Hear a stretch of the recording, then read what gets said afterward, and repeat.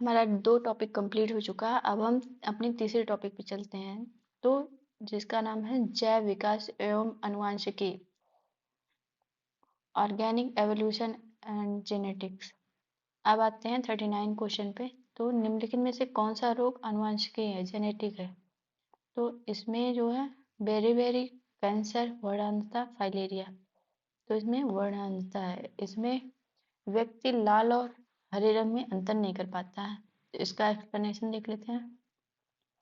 वर्णांतता एक आनुवंशिकी बीमारी है जिसमें पीड़ित व्यक्ति को लाल और हरे रंग में अंतर करना मुश्किल होता है। तो वर्णांतता है। और बेरी तो ये विटामिन बी की कमी से होता है।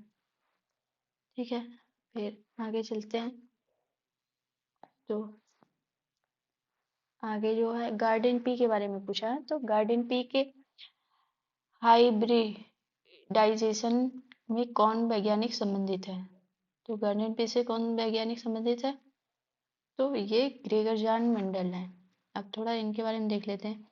तो ग्रेगर जॉन मेंडल एक जर्मन भाषाई ऑस्ट्रियाई ऑगस्टियन पादरी एवं वैज्ञानिक थे। ठीक है, और इन्हें आनुवंशिकी का जनक कहा जाता है। तो ग्रेगर जॉन मेंडल को क्या कहा जाता है? ये चीज हमें याद रखना है कि इन्हें आनुवंशिकी का जनक कहा जाता है। उन्होंने मटर के पौधे पर प्रयोग कर आनुवंशिकी के नियम निर्धारित किए थे। अब आते हैं 41 क्वेश्चन पे। जीन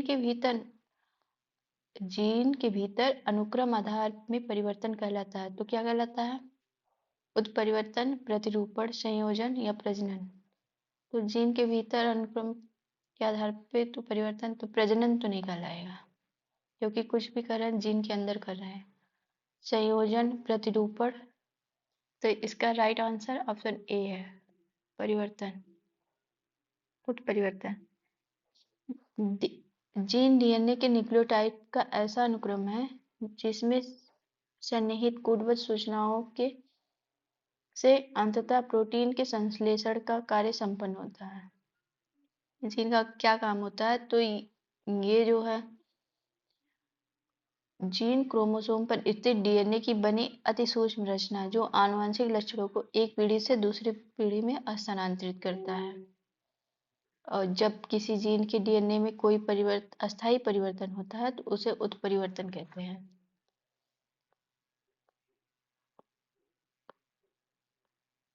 अब चलते हैं हम अपने अगले क्वेश्चन पे। मानव शरीर में क्रोमोसोम की संख्या कितनी होती है? तो ये सिंपल है, 46 होती है। अगर यही पेयर के रूप में पूछे तो 23 होती है। ठीक है, इसमें देखते हैं। तो इसमें जो है मानव में क्रोमोसोम की संख्या 46 अर्थात 23 जोड़े होती हैं। मनुष्य एक लिंगी जीव है, मतलब नर अलग होता है, मादा अलग होते हैं। और प्रत्येक संतान को समजात गुणसूत्रों की प्रत्येक जोड़ी का एक गुणसूत्र अंडाणु के द्वारा माता से तथा दूसरा शुक्राणु के द्वारा पिता से प्राप्त होता है। तो मतलब 22 दोनों सेम होते हैं। अब ये जो 23 वाला होता है, 23 वाला जो जोड़ा, तो वो डिफरेंट होता है। तो इसमें शुक्र जनन में अर्धसूत्री विभाजन द्वारा 2 प्रकार के शुक्राणु बनते हैं।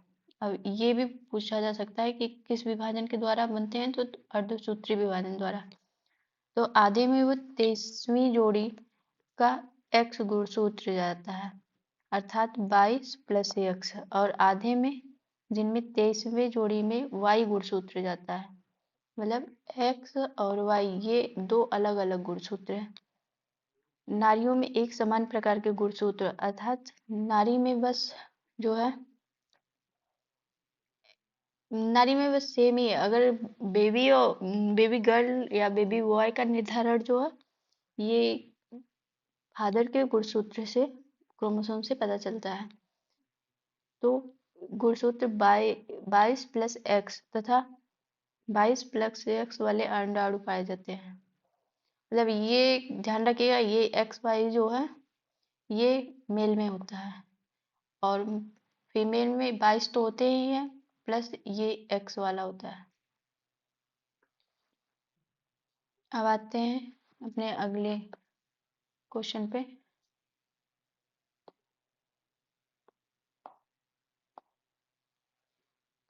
अगला क्वेश्चन कह रहा है कि पुरुष लिंग का निर्धारण मनुष्य में कौन सा क्रोमोसोम करता है। तो पुरुष का तो एक्स वाला तो मदर में होता है, तो एक्स वाला करेगा नहीं। डब्ल्यू जैसा कोई क्रोमोसोम नहीं होता और जेड भी नहीं होता है, तो वाई वाला ये फादर में आता है। तो पुरुष वाले लिंग में वाई क्रोमोसोम होता है। यहाँ पे समझा रखा है स्त्रियों में एक्स एक्स होता है और पुरुष में एक्स और वाई दोनों होते हैं, तो इसीलिए ये बॉय और गर्ल का निर्धारण करते हैं। तो स्तनधारियों का उद्भव किस काल में हुआ। तो ट्राइएसिक, जुरासिक या क्रिटेशियस या पर्मियन। तो इसका राइट आंसर है ट्राइएसिक। ट्राइएसिक काल वस्तुतः रेंगने वाले जीवों का युग माना जाता है। हालांकि निम्न कोटि के स्तनियों की उत्पत्ति इसी काल में हुआ।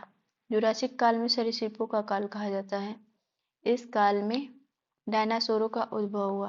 क्रिटेशियस काल में कुछ स्तनधारी और पक्षियों तथा फूल वाले पौधों का उद्भव हुआ।